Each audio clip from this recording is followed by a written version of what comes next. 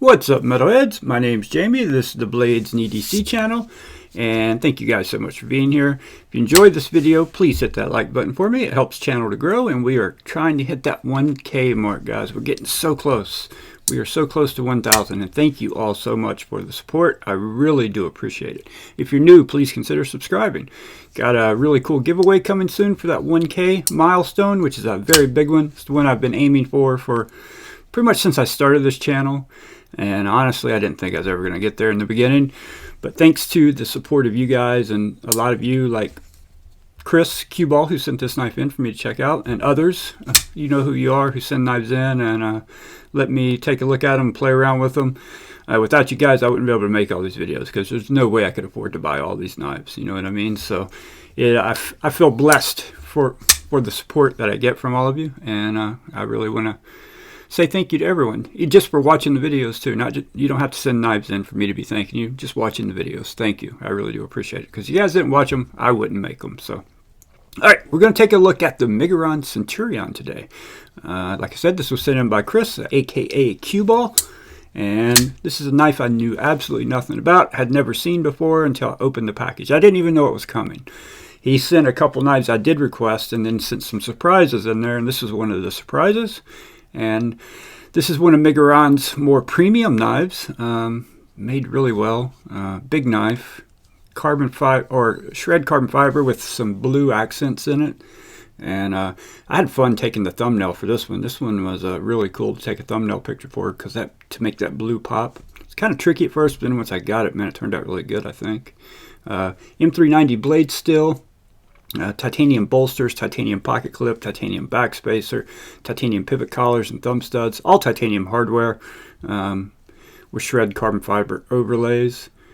And man, this one is number 3. I don't know if I'm going to be able to get that to focus, but if you look down in there, this one is number 3.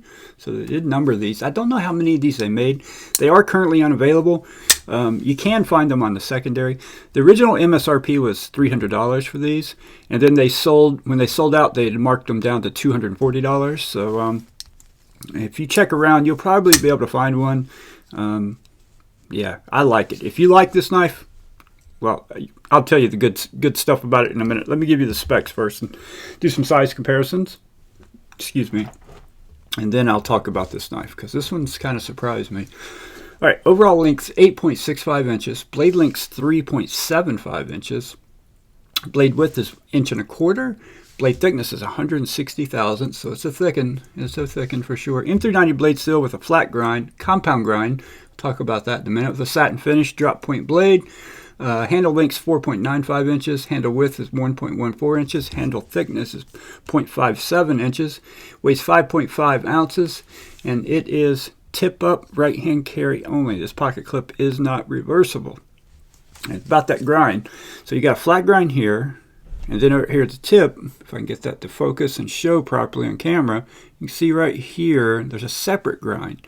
So they did the flat grind to here, and then they did a separate grind on the tip here to thin this out so to get it thinner behind the edge, but at the same time keep the tip kind of thick because that keeps it from being fragile. So this is going to be a very stout knife, man.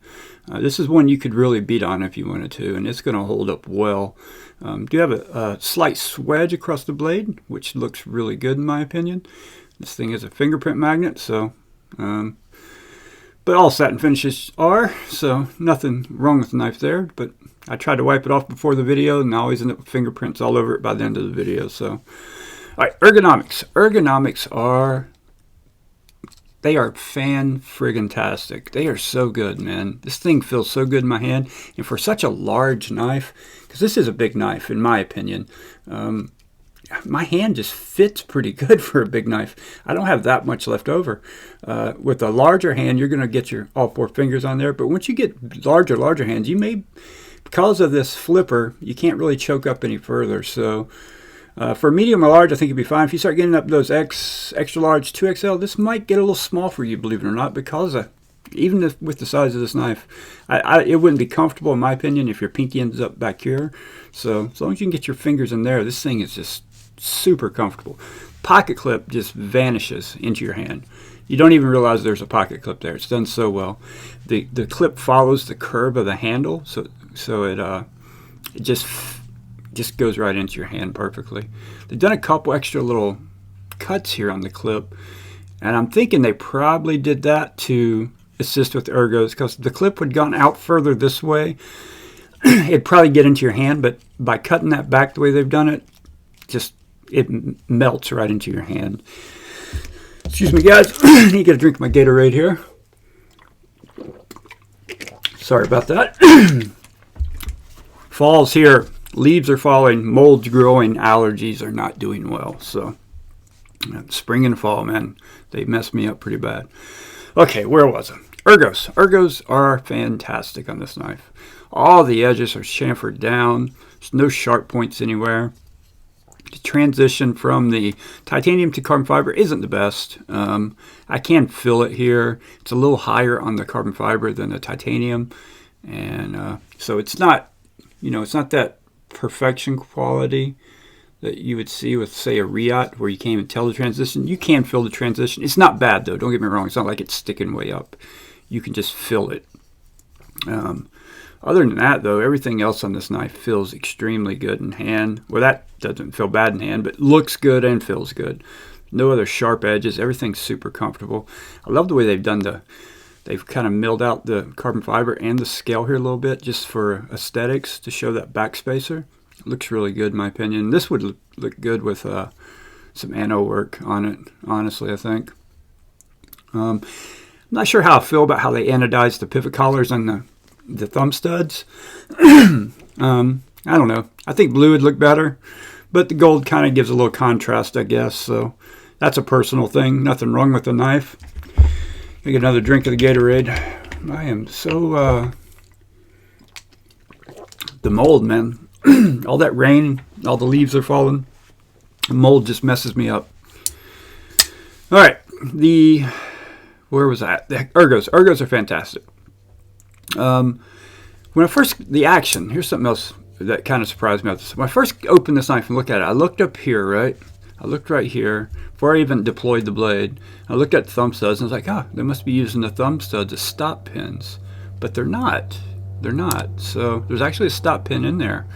I guess that's purely done for aesthetics, but it looks like, I don't know if maybe they thought about using the thumb studs and changed it up or what. It just looks, I don't know. Looks like that was what it was made for, but it's not. But it works extremely well. The action is the star of the show with this knife. The action, although this is a bigger knife, 5.5 ounces, 160 thousandths blade, the action is just, it feels like the action of a smaller knife. The action is so good. It doesn't feel heavy and chunky like some larger knives will feel. This thing, the detent is done so good. Once you break it, whether it's with the flipper or the thumb studs, with the reverse flick or the thumb flick, that blade just flies out of there. The detent is just perfection. It really is. It's stiff, but not too stiff. With a flipper, you want it to be stiff. Generally with thumb studs, you don't want it to be that stiff. But I think the weight of the blade, you can get away with a stiffer detent like this has, because once you break that detent with that weight of that blade, it's just going to just keep going, right? The momentum is just going to make that blade fly out, and it definitely does that. I'm going to bring it up to the mic and let you hear this detent real quick.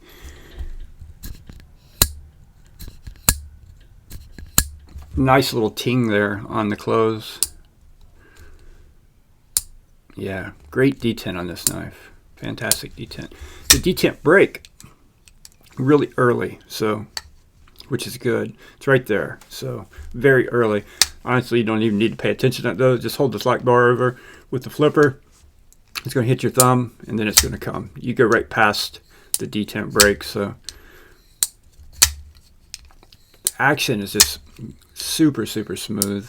This knife feels premium, right? I've only handled one other premium Miguron at this point, and it's one that Jared Neef sent me, the Miguron Flicks. And I was really impressed with it, and I'm also very impressed with this. I've handled some more budget-friendly Migurons, which are great. They're using more budgety materials, but this thing is, their action isn't this good. And this isn't a full free fall. It can be a full free fall, but it feels more like a controlled free fall, right? It doesn't just completely drop, but it closes itself, but not like super fast. It's just like a controlled drop and feels really smooth. Yeah. The flipper tab, this is a light switcher. You can push button it, but with the shape of the flipper, it's just not comfortable. But the light switch, it's fantastic. Works really well. There's some jimping in there, but honestly, you don't even feel it. The jimping isn't very good jimping on the flipper, but you don't need it. So, like, honestly, I can't even feel there's jimping there. When I deploy it, I'm hitting the top piece there, the little top edge of that flipper, so don't even feel the jimping. But the jimping, you can feel it here when you're choked up. You can feel it, kind of helps lock your index finger in there. You got this little poon here, or little notch for your thumb to land. It's just in the perfect spot. Feels really good. I'll give you some size comparisons real fast. All right, we will do another Miguron here. This is the Miguron Vaso. This is one of the more budget-friendly Migurons that I've had the pleasure of having in hand, and it's got fantastic action too, but it's not this good. This is on a different level of action. For the price it should be though, right? Let's go with some bigger knives. Here's the Capiche by BRS Evolve, another larger knife. Here is the Jason Grant Gripper, another larger knife. Another one sent in by Cue Ball, by the way. This is sent in by Will B. What other larger knives do I have here? Here's the Scallywag Tactical Mako. Great budget-friendly knife right here, guys. Great budget-friendly knife. If you like larger knives, anyway. Here's the Paramilitary 2.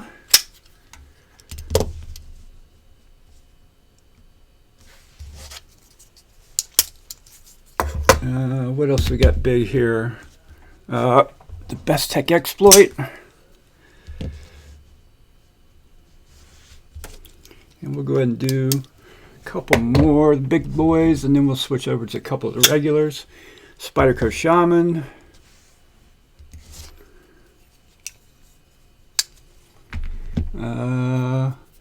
Big boys, big boys. EMP EDC Nimble X.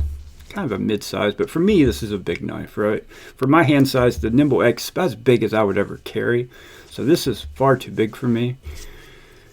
The Centurion is, but the action of the Centurion is what's so surprising. It doesn't feel like a big knife when you're deploying it. It feels like it's agile, like a smaller knife. It's agile like a Devo Stout, but it's a big knife. But just, I mean, the action's just fantastic on it.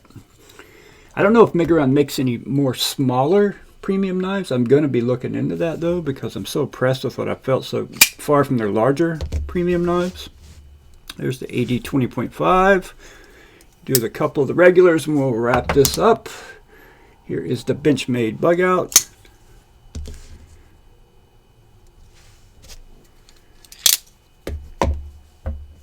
Here is the QSP Penguin Plus, the new big boy penguin. The penguin on steroids. Here's the regular penguin. And that should give you guys a good idea on the size. This is a terrible knife to use for size comparison because nobody owns them yet, but I just wanted to show it to you guys. Again, I do have an overview video of that one out now when you're watching this. And we'll go ahead and do the variant PE2, the Kvist variant PE2. So, yeah, it's a big knife. It's a big one. But like I said, it doesn't feel big. It doesn't feel big in hand, and the action doesn't feel like a big knife.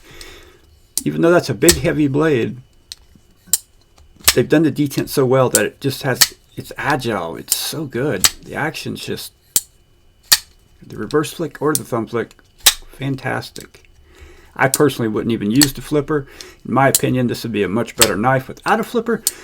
You know, if they only made one that's a little bit smaller than this, a little lighter weight, and did a flip or delete, it would be even better in my opinion. And who knows, we may see something like that in the very near future. Alright guys, thank you so much for watching. If there are any other Migurons out there, the premium Migurons that you guys know of that are really good, that you think I should check out, comment below and let me know. I'm really starting to dig Miguron, guys. For what you get and the price point, it's very fair, very competitive, and the action's just superb. It really is. Alright guys, thanks for watching. If you enjoyed the video, hit that like button, and I'll see you on the next one.